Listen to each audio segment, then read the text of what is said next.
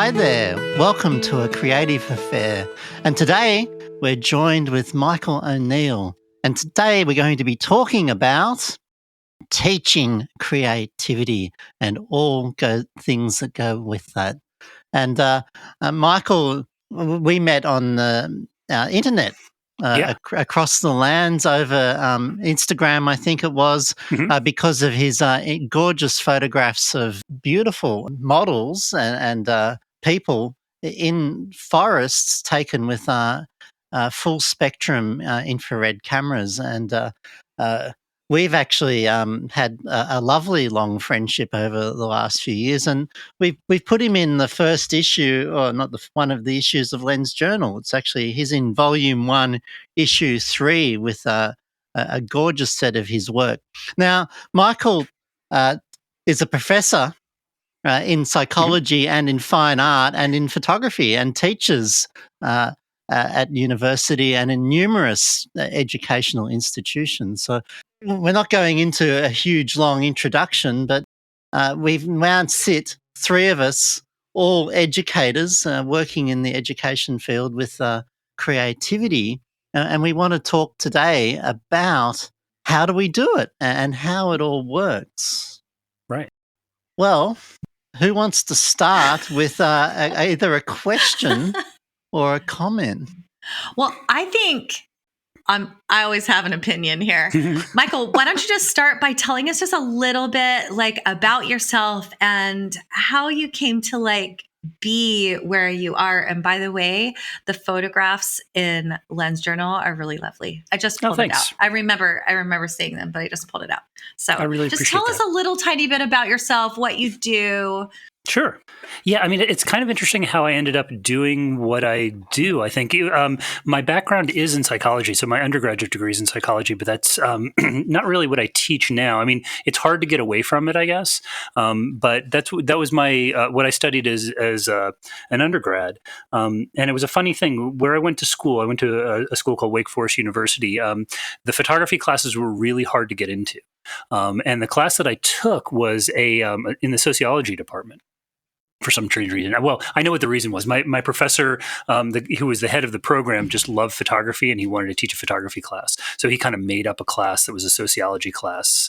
The only photography class I could get into before I graduated, and I fell in love with the medium then. So I ended up working as a freelance assistant and a commercial photographer for about 10 years here in North Carolina, which was an interesting market to be in because it was mostly corporate photography. We did a lot of things like NASCAR photography and worked for manufacturers and things like that. So it was a lot of really technical work.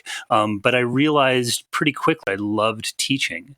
So it was really teaching that pulled me into the creative world. It was I worked at a photography school in Maine one summer and got to meet some really, it's called the Maine Photographic Workshops. And the thing that was funny for me about it was that there were some very famous photographers who taught there who were terrible teachers. And then I met some really wonderful teachers who I'd never heard of before. And that was, a real sort of turning point for me that it's like, oh, well, just because someone's good at the thing doesn't mean they know how to teach the thing. It was a very Arnold Newman was one of the teachers, and people would come and spend thousands and thousands of dollars to hang out with Arnold Newman for the weekend. And he was unpleasant, I guess might be the best way to describe him.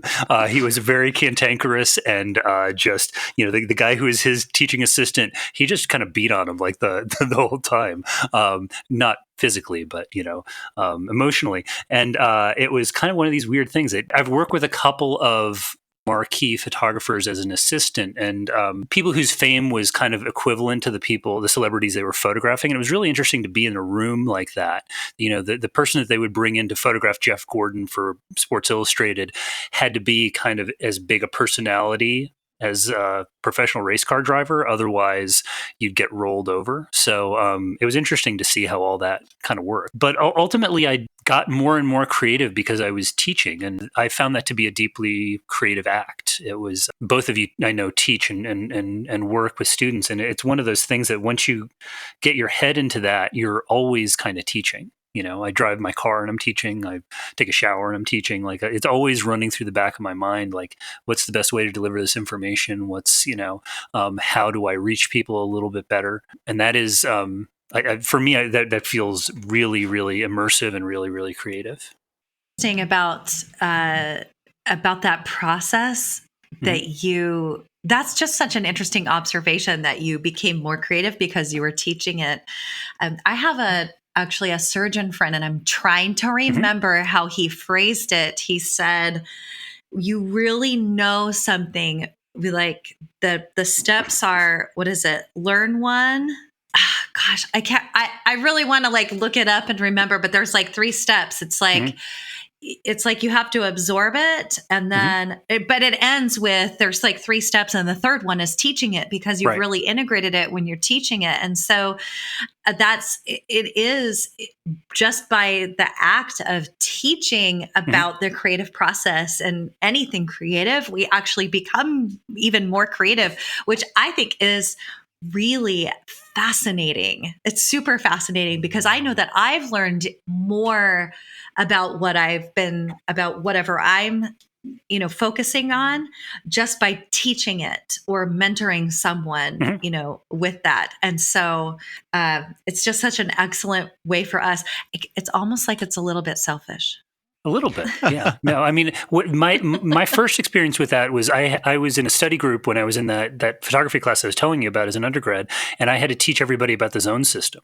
And I knew the zone system so much better after I was done, going through the step-by-step process of figuring out how to tell them than I ever knew it before, or would have known it, without. I mean, part of it was just the pressure of having to explain it, but it linearizes. Ideas have to become so much more concrete if you want, because you have to think through the process of, well, not this way, maybe, there's a better way of delivering it. So for me, I find that I know this information so much better the second or third time I teach it, because I've edited my delivery. I use a model called conscious competence, and we learn something, we first don't understand what it is, and we don't really register in our mind how hard something is. And when we start learning, we do things where we're doing them in our mind, and eventually through practice it becomes second nature, and our conscious mind disappears, and it becomes our subconscious.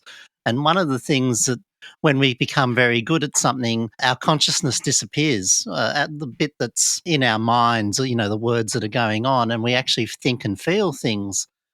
As a teacher, we have to go back to those other steps and help explain things to people. And by pulling people back into explaining it consciously and working out what those steps are, we revisit it and we get better at it. And by working out how we're actually working, we get stronger and stronger at the process ourselves. And I'm exactly the same as what you're both talking about there, that the act of teaching makes me a better artist. And I'm addicted to teaching. I'm absolutely addicted to it. I love it. I can't live without it. And I grow from my students. Like, they teach me so much. And then the process of me explaining things over and over, and that idea of like, how in the hell do I explain this? Or even how do I even figure it out in the first place?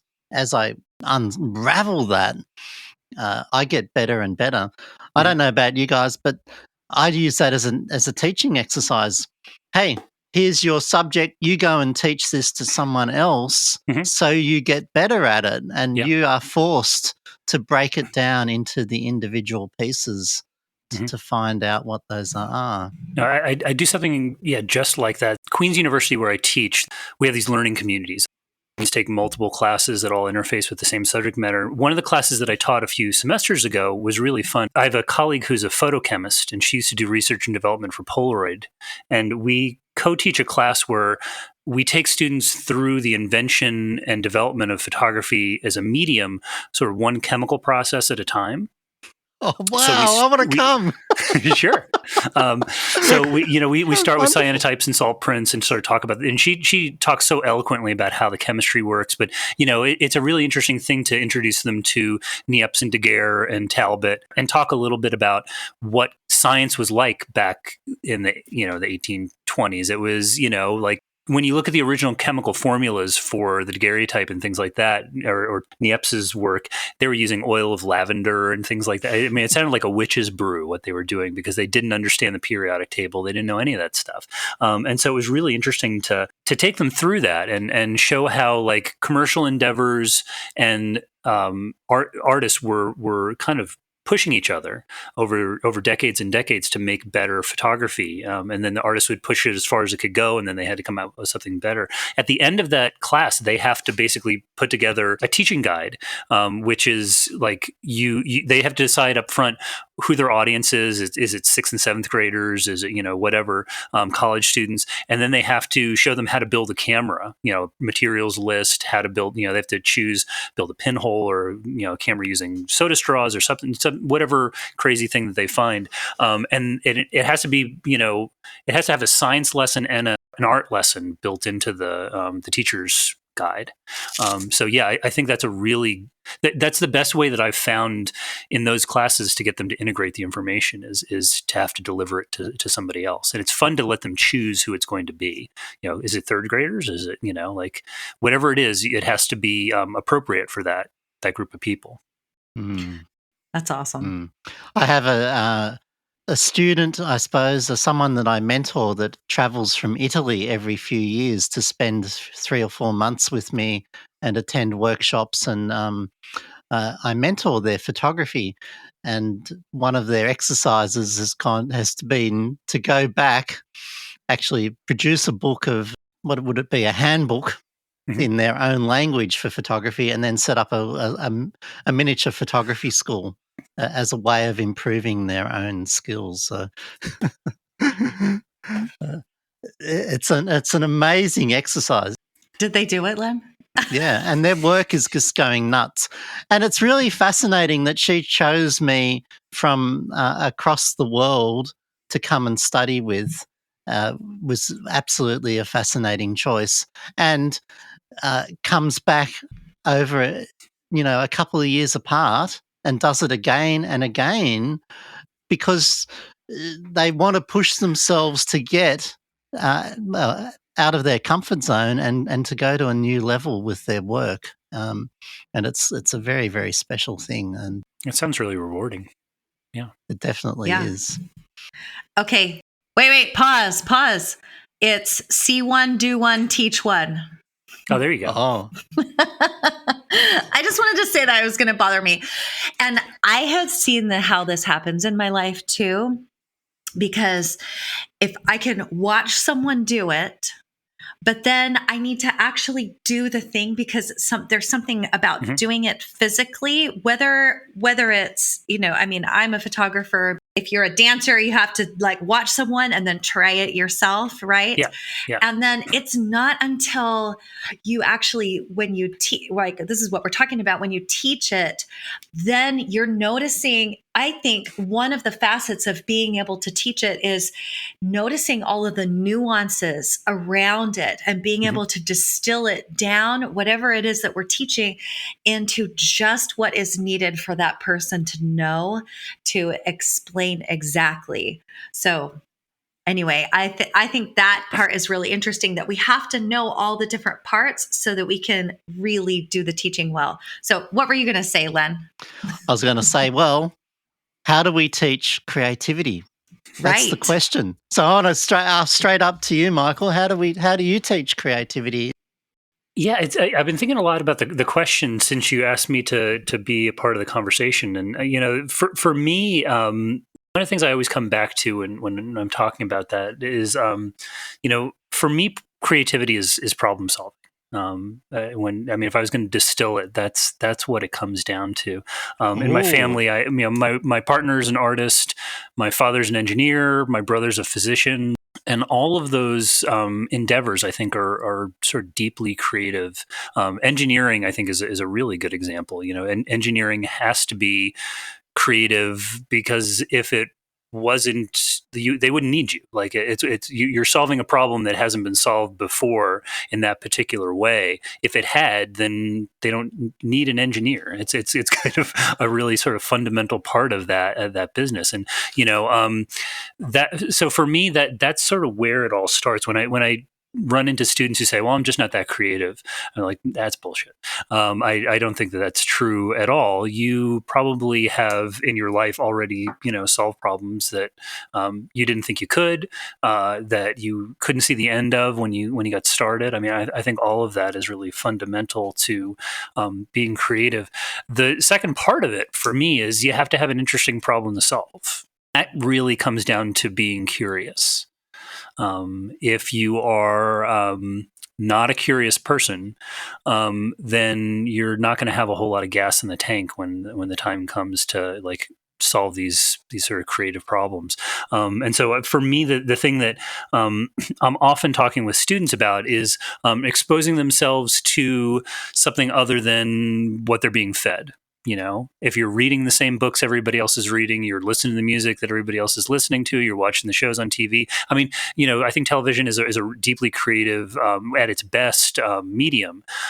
But if you want to have something different to solve, you need to you need to search for it.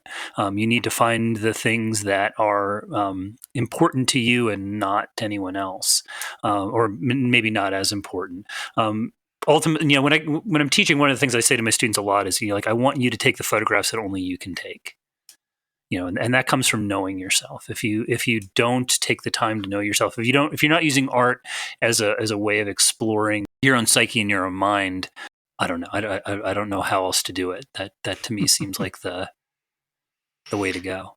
Len and I are like, amen. Like, we're over here like, I'm like totally agreeing. Nonverbal agreement. Mm-hmm. Yeah, because this is one reason we wanted to make this podcast, and mm-hmm. we keep reiterating to all of our listeners, is that everyone is creative. Yeah. Right? Yeah. And there is no one out there that doesn't have that isn't creative. And if you think you aren't, you're so wrong. It's so wrong. I think and we want to convince you that you are wrong if you think you aren't creative. Yes, definitely. I think there are a lot of movies and I mean, especially I think popular movies that show these brilliantly creative people who just go into a room and come out and they've got this like world-changing, endeavor. And there's some really interesting research. I can't remember there was an economist who did a whole study about artists, and he talked about, there are some artists who peak really early, right? They do their most valuable, and he was looking at like paintings specifically, and some people who do the most valuable creative work in their mid to late 20s, maybe into their 30s, and then things, the value of their endeavor goes down, and other people who have this trajectory where it slowly ramps up over the course of their entire life. And I remember talking with somebody about that and saying, well, I really can't teach that. If somebody's like so brilliant that they're going to do their best work when they're 22 or 23 years old, like that's not so much about their teachers. That's just like they've got a phenomenal amount of energy that they can pour into that, and a brain that's pre-wired to do it.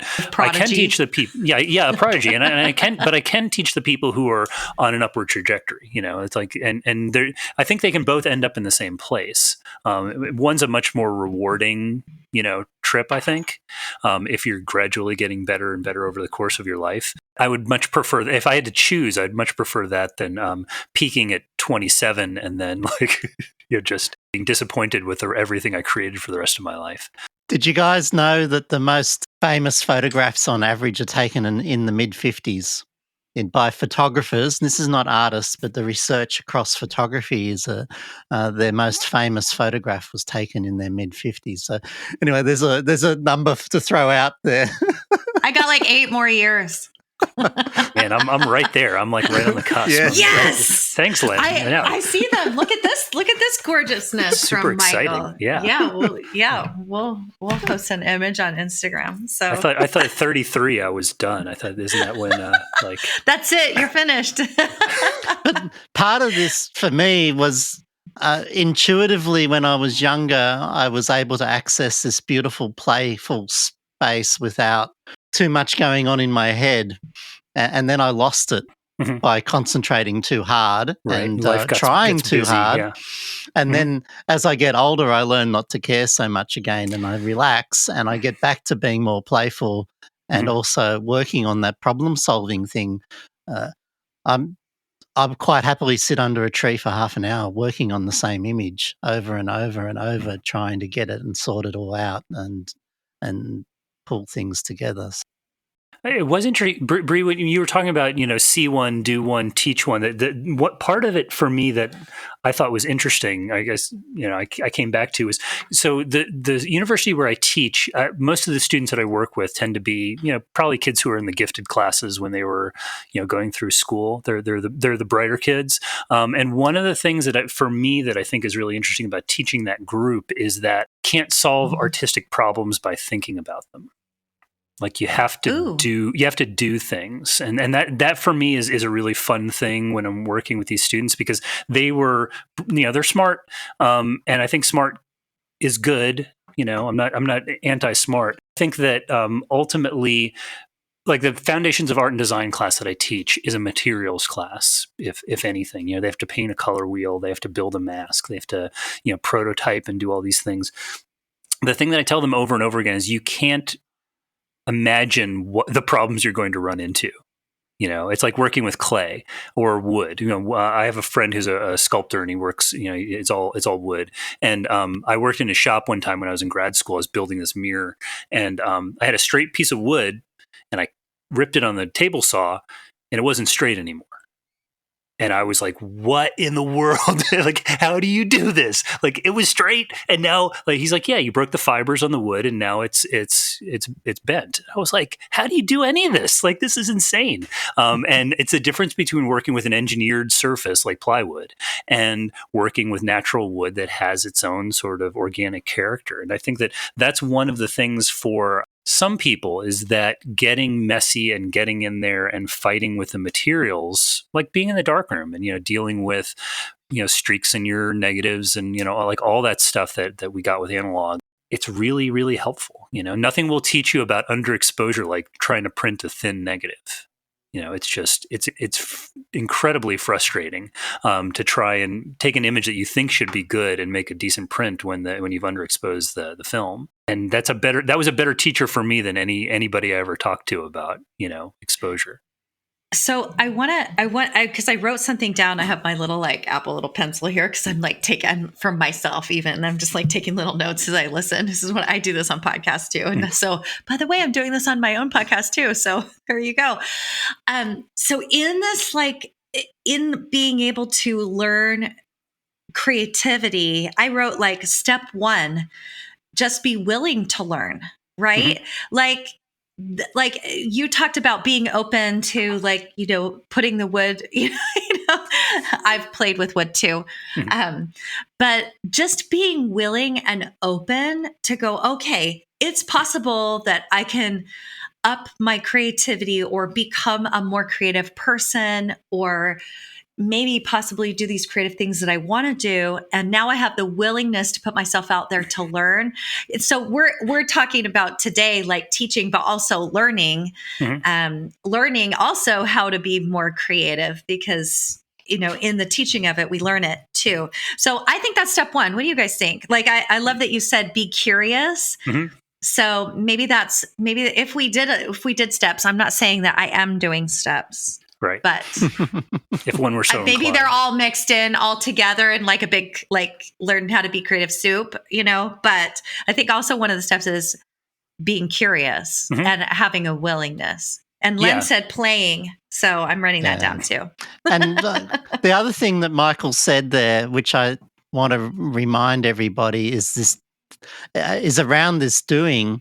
If we apply too much intellectual thought, we get blocked. And when we do that, the actual answer is to just start, is to get your hands in and actually work on it and do it physically rather than intellectualize about it. And the longer you sit there intellectualizing, trying to find the artwork or imagine what it's going to be or find the photograph, the more blocked you become.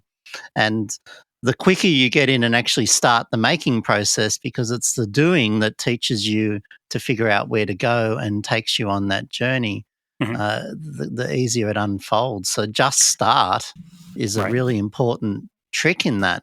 And I've been thinking about it as well, that when we talk about teaching photography and teaching creativity and learning creativity, that it's not so much that it's about teaching it or learning it. It's about learning the other techniques that other creatives use to do it. If we're all creative, we're actually not teaching creativity, are we? We're building confidence. We're teaching techniques. We're teaching approaches to do that. No, I totally agree. And as you were talking, on the thing that I keep coming back to for me, that is the biggest impediment, I think, to sometimes being creative or teaching creativity is perfectionism. That for me is kind of it's a syndrome that runs deep, I guess, in my family, and wanting to look good. I mean, perfectionism is basically always wanting to look good, being focused on your ego, and wanting to look successful at everything that you do, and you simply can't get good at anything if you only do what you're good at. You can't get great at anything if you only do what's going to make you look good. So that for me is the other part. I was talking about working with the students that I have at the university. That's part of them getting in there and working with materials. I think one of the ways I get around it sometimes is giving them something that they don't have a reasonable expectation that they should be good at anyway. I almost want to just go straight to finger painting, because it's like, okay, well, you're not going to make a masterpiece with finger painting. There's frustration in that too, isn't there? When we go to do something that we think we're not going to be good at, and we're like trying to be good at it. I think there is some frustration, especially if we have like a little bit of like perfectionist tendencies, happening in our brain, So, and I don't necessarily think that frustration isn't a problem. I think it actually can work a little bit for us. That we just kind of get frustrated and go, okay, we either get frustrated and put it away, or we get frustrated and go, you know what? I'm going to keep going until I can like make something interesting, So, and then we keep repeating until we get better and better and better. Right. Yeah, but I think it really depends on. I think it depends on how someone's coached. I think it depends on how what your expectations are. Because I think if you try something that there's no way you should be good at it, you can play a lot more, than if there's a lot of it's just expectation that So that's where I think it's fun to throw things at people that they've just never thought of or never tried at all. That makes it a much more playful journey. One of the things that's arising here for me is this idea of a product being, well, perfection is part of that, being something that you're producing that's good. What about just playing with something for the enjoyment of playing with it? Like, finger painting is actually a visceral experience of having your fingers in the paint and squeezing the paint through your fingers and pushing it around on the paper rather than making a painting. And some people have this ability to just enjoy pushing it around, and then when they stop, it's like, oh wow, that's beautiful. And instead, some of us, and I'm guilty of this, of perfectionism too, and having a wrestle with my bloody ego, and wanting to look good. Actually, trying to make something with it, and actually having a visualized goal, or it's got to be something beautiful at the end.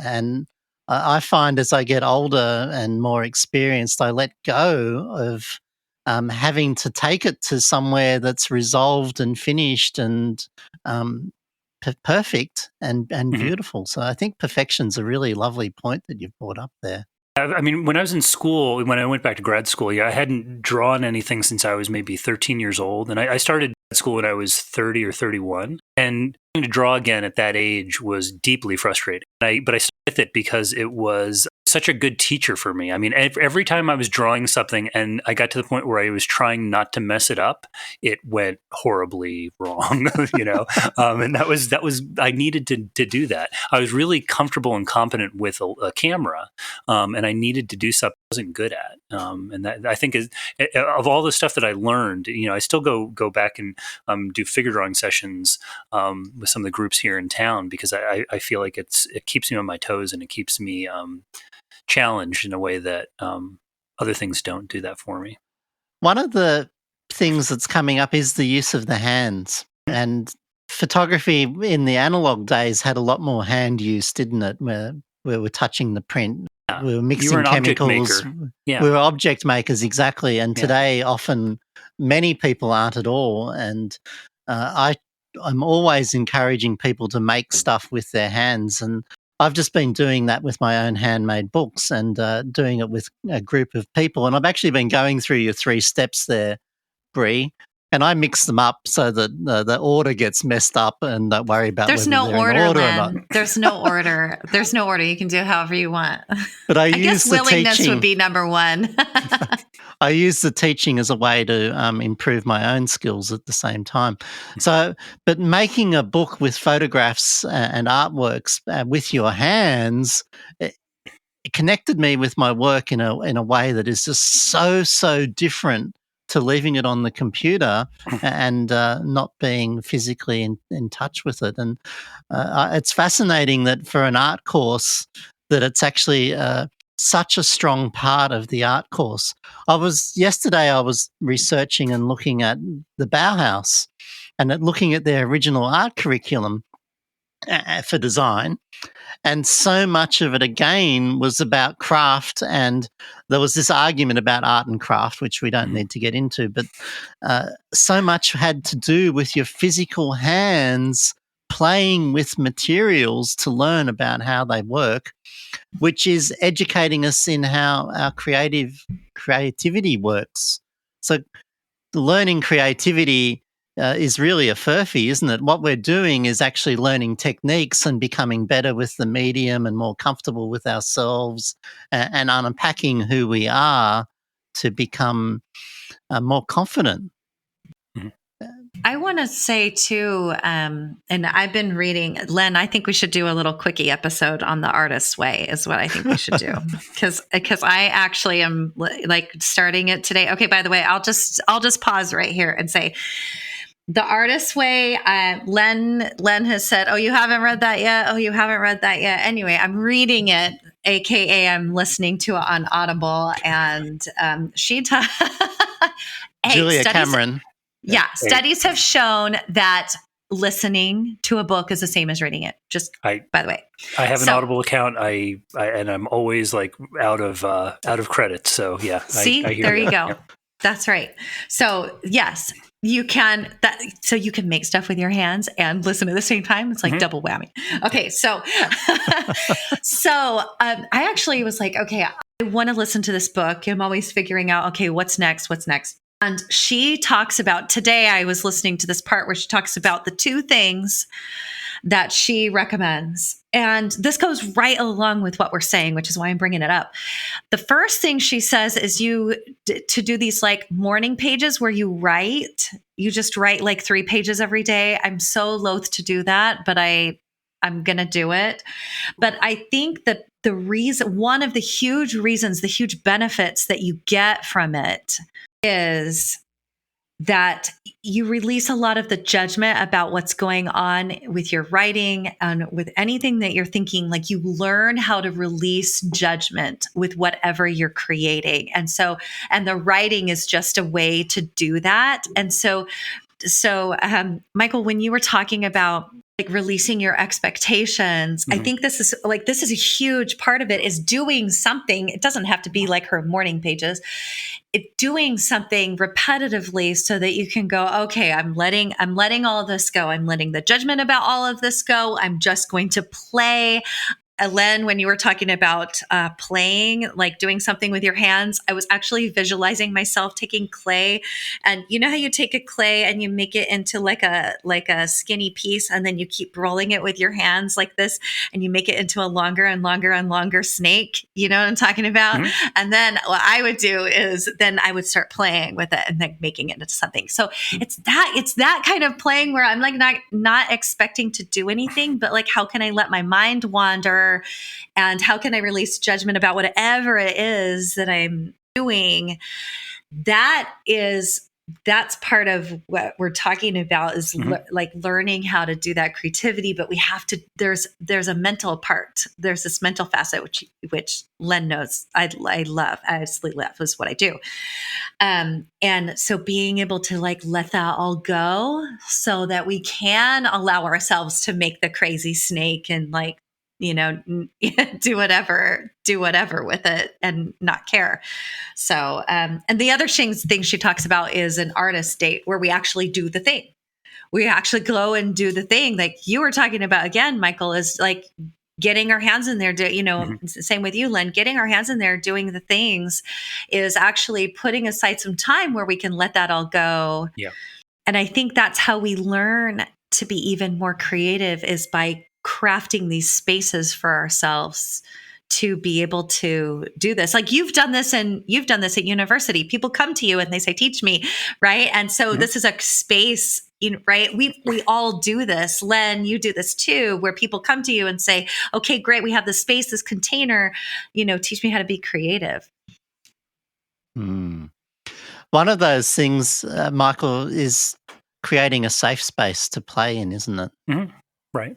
It's an interesting thing. I mean, I think that having high expectations of your students is important. There's a great book about Jim Henson and his sort of process.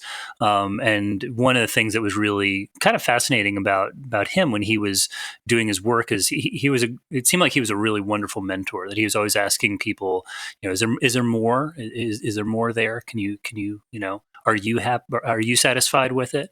He didn't push people to meet an arbitrary goal that he set for them. He just gave them the space and the resources really to do it. The other thing that he was really good at was rewarding people for their creative work. One of the things that with the Muppets and was kind of fascinating, Sesame Street was the artists that create those characters get royalties from them. So like the person who developed Big Bird, like that's a lifelong sort of career is developing that character and keeping it fresh and keeping it current. So it was a really interesting thing. But I mean, having a safe space for the students to work is important.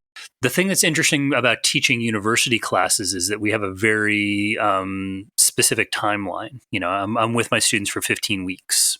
We meet once or twice a week. And sometimes I get to work with them again. And when I do, it's really great. But oftentimes I just get to work with a student one time.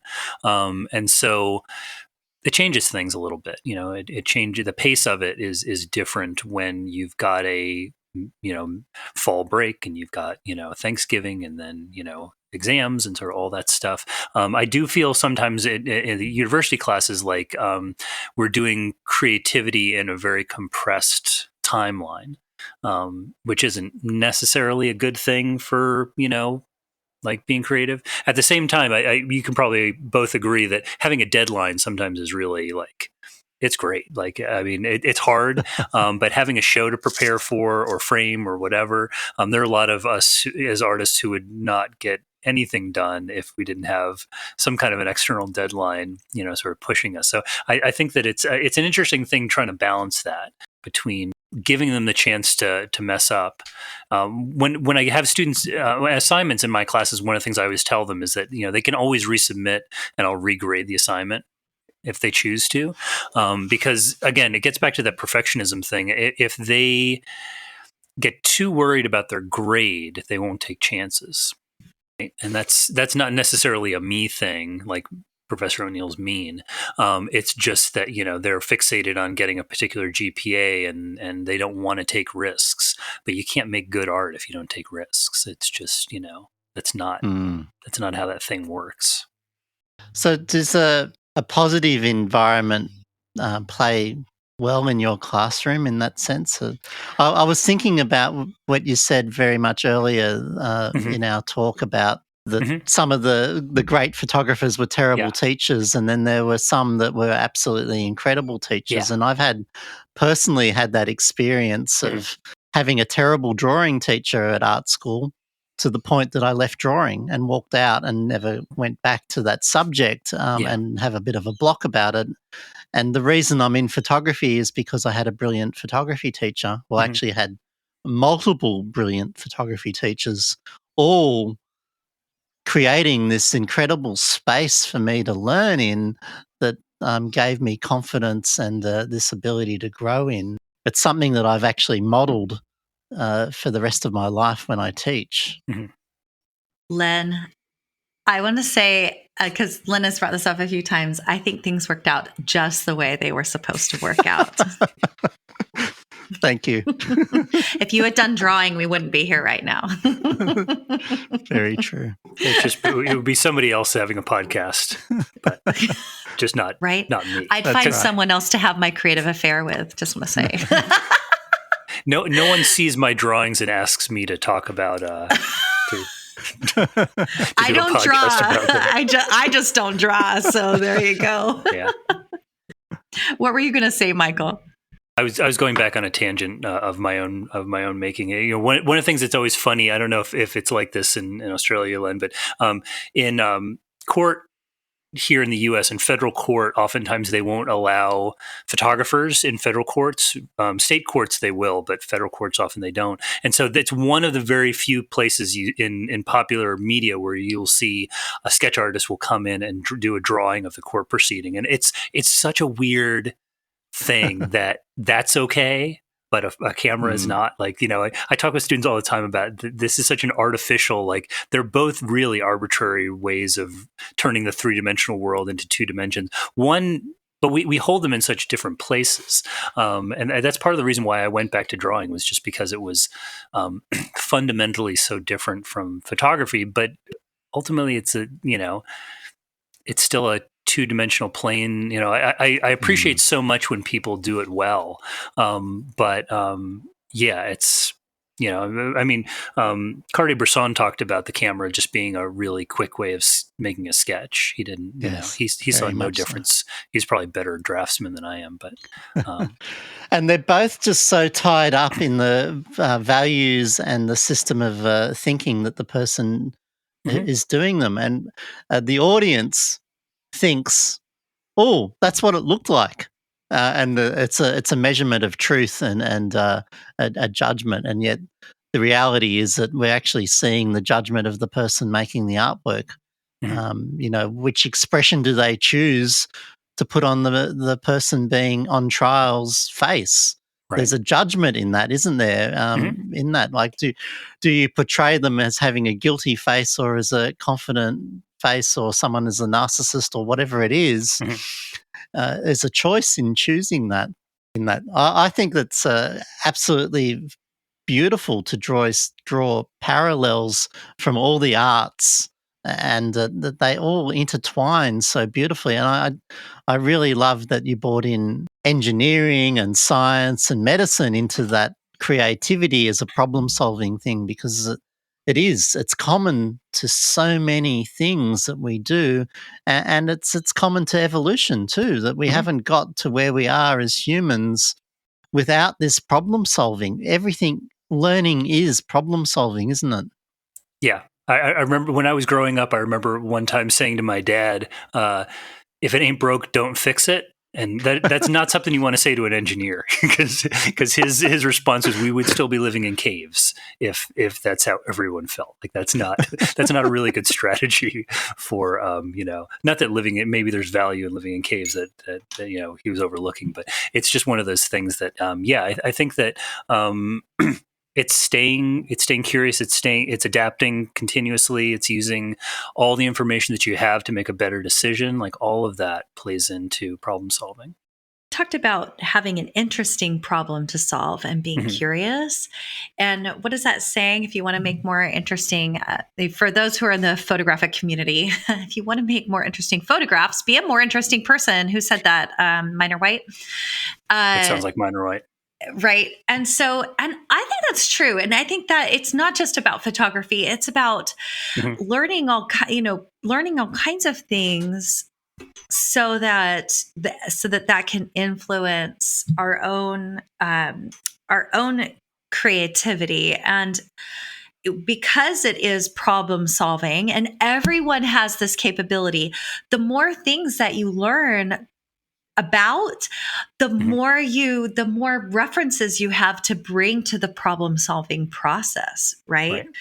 Can I back up just a minute? Sure. I want to ask Len, because we briefly talked a little bit about creating this like safe space. How do you do that, Len, for your students? Because I think this conversation, like Michael mentioned it in his classroom, and I'm thinking that there's a translation between being able to create that as a teacher and mentor for your students, and then our people in our audience being able to do that for themselves. So I'm just curious how you do that for your students, Len. Well, part of this comes back to our egos. We don't want our egos bruised in the process of making art. And for me, and I have to talk for myself is the easiest way to explain this. When someone comes up and says that that piece of art is shit and it's crap, I take a huge ego boost, not boost, a dent, and I shrivel and, I go into freeze sort of flight mode and run away and hide and all those sort of things. And so creating a safe space is actually removing that possibility from that by implementing rules and a system and actually teaching each other how to critique and to give feedback and to talk about art without saying it's shit. And that's in a very Aussie way of saying that, but way of saying, oh, sure about what's happening over here, as opposed to saying that's terrible over there. I don't like it, and it doesn't work for me. And also saying it in a way that actually puts the other person down. So creating a safe space for me in a classroom is about establishing boundaries and teaching people how to talk about art and to give them a language and a framework. Bringing it back to I statements and the artwork works in this way for me.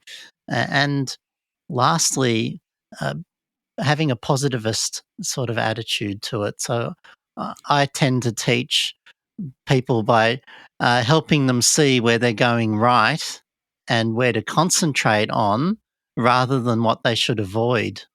And like, oh, you've got it right here. Look, you're starting to notice that this is working in here, and you've done it in this one, and you've done it in there, and then they become more conscious of doing it, and then they keep repeating it over and over. So creating a safe space is incredibly important. And I have to become the police person in the classroom. And if someone starts overstepping that mark, I have to pull them up. The mean headmaster. Yeah. Oh, by the way, while you were talking, I remember we did a whole episode on feedback, and I'm going to link to that in our notes because it has all of that Len just talked about and more. So if you're interested in that, I'll put a link to that episode. I also think that able to teach creativity sometimes just does it on its own when you put a bunch of creative people in one space, because they all start to feed off of each other. What have you seen this in your classroom, Michael? Oh yeah. I mean, class dynamic counts for so much. It always amazes me. This semester I'm teaching 2 sections of the exact same class, and they couldn't be more different. Like it's just sort of an amazing thing. But I mean, it comes down to that curiosity. When students are, you don't have to be an extrovert, you don't have to be gregarious to be good in a class situation. You just have to be open and curious about what other people are doing. Even if you're shy, I think that you can still really rewarding sort of critique experiences. Every time I have a critique in class, I try and vary the sort of technique to a new way of sort of approaching things. But it's amazing to me to see how when you get the right group of people together and they're all really not, I think, as important to be interesting as to be interested. And you just have to, that gets back to that sort of humanistic tendency that, if you want other people to do their best work, and that's what it comes down to in a critique, that, you're just trying to help your teammates do their best. So you can give them positive feedback, you can give them negative feedback if they're not pulling their weight or doing whatever. But it should all be moving towards the goal of more good work, more interesting work, more investment. I very much encourage them to experiment and play, Mm-hmm. and to find themselves and find out what's interesting and exciting for them, rather than steering them into a set direction, which I think a lot of creative teachers make the mistake of. You want to really do yourself out of a job. You want to become redundant in your process of Mm-hmm. education, don't you? Yeah. And you want them to become the best possible version of themselves, and that their artwork is truly making them happy, rather than as a performance of their ego out to the external world. Love being in a space personally where there's a lot of interesting creative people. I mean, they don't even have to be interesting. I just have to be interested. I love that you said that, Michael. Like, that you want to be interested in them. And even just asking the questions. We ask a lot of questions here on this podcast. That space where you can ask a question and then discuss, like, openly with all of these other things, like a willingness to learn that we talked about, being curious, kind of playing like, oh, I wonder what would happen if, I just kind of started some infrared photography, which I'd love to talk to you about. But, Sure. if I sat in a room with other people who were also learning infrared, and saying, hey, what if you tried this? Or I wonder what would happen. And then someone can share, their ideas and, all of this stuff, being in that space where I think seeing what other people are doing and ideas that other people have too also contributes to me learning Mm-hmm. creatively too. I think that's super fascinating, actually, that energy creates, that creative energy creates more creative energy. Mm-hmm.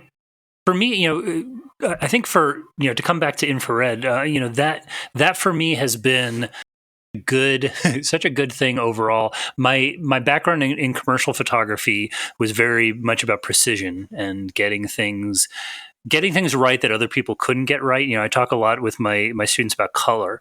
And when I was a commercial photographer, primarily, my job was to get color right. Whatever that's a pretty abstract idea. But, if it was a product, make the photograph look like the thing, and that's often harder than it looks. And infrared is just like, it's a mystery. Every time I pick up the camera, I get surprised. It's one of the things that keeps bringing me back to it over and over again, because the dyes and fabrics that we wear were not intended to interact. Well, yeah, the people who created them never intended for us to be observing them under invisible energy. That was just not really a thing. The lenses weren't designed to work with those wavelengths of light for the most part. And so it's been just this really great, I get surprised all the time, and I love being surprised when I have a camera in my hand. I think that's why I keep coming back to it. I was just in Zion National Park last month with a friend of mine. His name is Eric Erlenbush. Shout out to him if he's listening to this one. I'll forward it. But he only brought along, I only brought along my infrared, and he only brought along his pinhole. And they're both of those mediums. Yeah. If you're familiar with them, you know that the infrared is totally, it's it's so experimental anyway, and it's not like we typically see. And so it really was just fun to play around. And he brought along his pinhole, and he's been using it for long enough. He kind of knows now how things are going to turn out, but there's no viewfinder. So if anyone who's like, I was not familiar really with a pinhole camera, there's no viewfinder. So you literally, it would be like finger painting in the dark. Like I kind of know I'm doing this if you can see me. Like I kind of know where the paper is or the canvas is.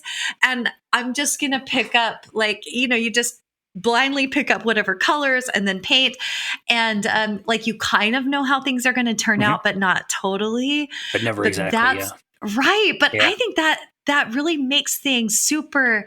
I think that contributes, doing those kinds of things on a regular basis. I'm not saying we want to do those all the time. Like I don't, maybe, there are sometimes I don't want to play an experiment, that I want to be a little bit more non-experimental and a little bit take my photography a little bit more serious, but maybe my infrared becomes a serious thing. Right. But being able to just go out and play with it and not have like that expectation and experiment is so fun. It was so fun to watch him do his thing too, because it is so fun to witness other people having this kind of fun too. So surround yourself with other people who are also doing this kind of thing, because the energy is really awesome. Yeah, pinhole was actually all my thesis work when I was in graduate school was pinhole. I spent 2 years building my own cameras, and that process is so rewarding. And I think one of the things for me that I was an architectural photographer before I went back to school, so pinhole was in some ways using the same material. I was using large format negatives, but it was the antithesis of that control that you have with a view camera. It was absolutely that for me. It was just I knew what was going to be in the frame, and I had no idea what it was going to look like, and that was so invigorating and so exciting and so scary. It's I think the reason so many people got into toy photography, Holgas and things like that, was just because you were surrendering control, and for people who are perfectionists, surrendering control is a really good thing. Here, and by the way, while we're talking about this, Michael has like a little like mini grin because it's so fun, right? Like we're picturing ourselves having fun doing these things, right? Definitely. Len is now smiling too. So I think the question is like, when a teacher, how can we encourage our students to do this? But also in the learning of it, how can you go do something where you just release control? And it doesn't, you don't have to be a photographer to be doing these things. Right. You can be any kind of artist where you release control. And I think when you said scary, some people might be questioning, but I think the scary part is because you have money invested, in like that's big. Because how much do those large format negatives cost? It's a lot more now than it used to be, but I mean, all the work that I did, they were all 8x10 negatives, and they're probably it was probably $5 a sheet, which adds up pretty quick if you're making a dozen at a time. Yeah. Right. So there is some risk involved sometimes, or we have thoughts about what that's going to cost us.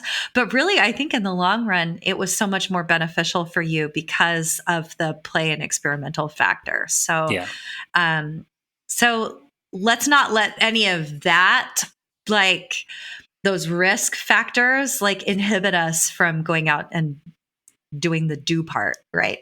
Right. So many artists actually choose to work in mediums and in genres that actually have an element of predictability in it, don't they? The infrared is one example. Abstraction, cyanotypes. How many people are doing cyanotypes under ice and in the sea and in soil, and it's huge as a medium, and it does have this unpredictability about it. You actually look across the broader spectrum of things, so many brilliant artists are always pushing the boundary of this experimental, the unknown, the randomness. And it's a controlled randomness, but with a pinhole, you're starting from a framework of a good composition and Mhm. um, And interesting. with an interest and some sort of understanding, and you're choosing the angle of view and all sorts of things in that process, and choosing the films as well and the processing element of randomness is really, really exciting for us. And I think coming back to being in a classroom and in a group situation, that we actually often take bigger risks in that, because we do feel safe and supported in that and encouraged to do that. And I think us as teachers actually actively try to set that up. Mhm. Yeah, I mean, I think the students have to see you play. That it's one of the things that, again, being in a university class makes it a little bit harder because of the tight schedule. Having classes that are more open ended, having lectures that are not, I'm always interested in seeing some professors get in there and read their lecture word for word off a page, and that was never engaging for me. It was never interesting for me. I think the people who do it best are the people who generate sort of stations. But the other part of it, so I have a good friend that I teach with, who's a ceramicist, and one of the things that I think is really fascinating about ceramics is partly that it's a group sort of project in a lot of ways. You have to interact with With other the people in firing. order to load the kiln and do all that stuff. But the other thing is that, like, no matter how good you are, there's a percentage of stuff that's just never going to survive the kiln. Like, it's just gonna explode. Like, when they do wood firing, we have a wood kiln, and like there's just stuff that it's just not gonna make it out. And they go into it with that set of expectations. Like, yeah, I'm gonna make all this stuff, and if I get 75% of it out, that's good. That was a good week. Photographers aren't willing most of the time to deal with that kind of uncertainty. Glass blowers, when they do their work, like half the stuff just snaps and smashes when you break it off the stem. That's what glass does. And the people who medium, you have to learn to be okay with that. You have to look at something that you made that was beautiful 1 minute and go on the next. So I think teaching, creativity in photography. I don't know if photography attracts more perfectionists than other mediums, or if it's just been my experience. But I think that there's something about the mechanics and the buttons and the light meters and all that, very sort of the way that we wrap up in science, that it's why I think Pinhole is so great, because it's like, well, I made this with duct tape in a box. Like, it's just, like it's aluminum foil and a thumbtack. My friend Eric Renner and Nancy Spencer, they made these just absolutely incredible cameras out of like whatever. They cast their face in plaster and then made that into a pinhole camera and took pictures of each other. And it's like, well, that's amazing. Like, where'd you even come? They gave themselves the chance to play because they weren't, I think, tied down to whole parts of it. Yeah, that's so beautiful. That must be what attracts people to photography, is like all the technical parts. And then we think somehow, because like when I put a glass of water, when I put like a pot of water on the stove and turn it to high, I expect it's going to boil, right? There's no like guesswork in that. And somehow we think when we pick up the camera and press the button that magically it's going to all turn out.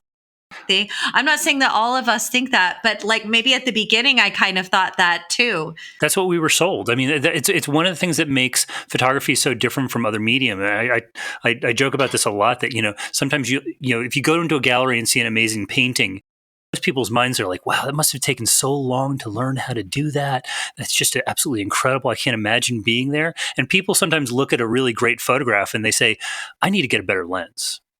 Like, I need to take a trip to Patagonia. Like, we've been sold cameras by companies for decades and decades and generations, where they've told us, like, you can do it too. I mean, we're all in the you can do it too business on some level. I teach photography, so like, I'm in the business of showing people how to do that. But something about the object, the photographic object, that's fundamentally different, because it's always been tied in with that science, that technique, that set of expectations. I think it's really funny. I think you mentioned earlier, Brie, a photographer who was a physician or a doctor. I've always been interested in how many like doctors are into photography. Like, I've joked that we wouldn't be able to afford Leicas if it wasn't for doctors buying them new and then selling them, and artists can pick them up, Right. at the camera store after they've depreciated. But it's kind of one of those things that I think it's real. There's a kind of personality that's drawn to this medium that's a little different than other things, for good or for bad.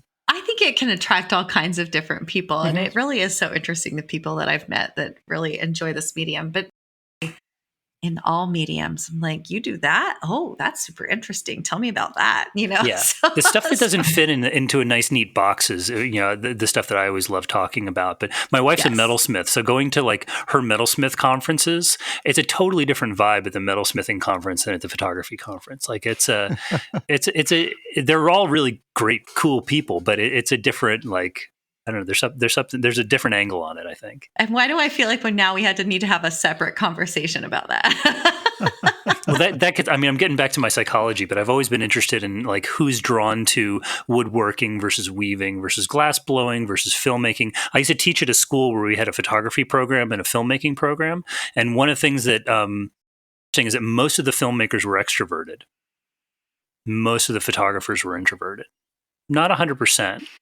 But if you could tell if you were at a photo party or if you were at a film party, for sure. I'm There's going to take note of that from now on and see It's how that fits. I'm an extrovert, and it's always a photo party over here. There you go. I mean, the filmmaking is ultimately a group endeavor. Like you can't make a movie by yourself. And so I think the people who are drawn to that kind of storytelling, that sort of narrative process, are people who, feed off of one another. That's what an extrovert is that they gain energy from interaction with others.